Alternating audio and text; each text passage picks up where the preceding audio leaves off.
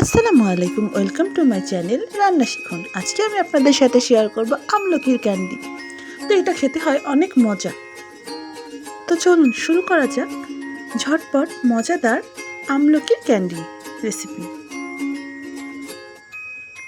প্রথমে কয়েকটি আমলকি ভালো করে পরিষ্কার করে নিয়ে নেব। ফুটন্ত পানির ওপর একটা ঝাঁঝরি দিয়ে দেব সেদ্ধ করার জন্য।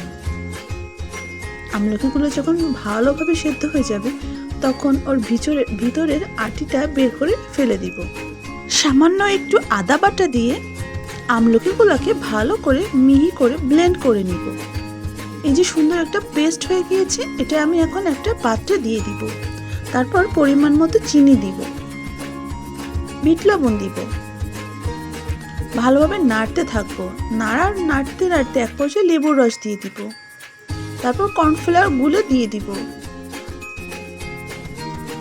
1 চামচ ঘি দিয়ে দিব।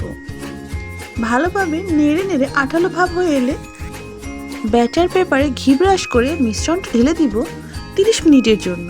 30 মিনিট পরই সুন্দরভাবে কেটে রেডি করে নেব আমলকির ক্যান্ডিটাকে অনেক বেশি সুস্বাদু করার জন্য একটু চাট মশলায় ক্যান্ডিটাকে গুঁড়িয়ে নিব। তো তৈরি হয়ে গেল আমার ঝটপট আমলকির ক্যান্ডি।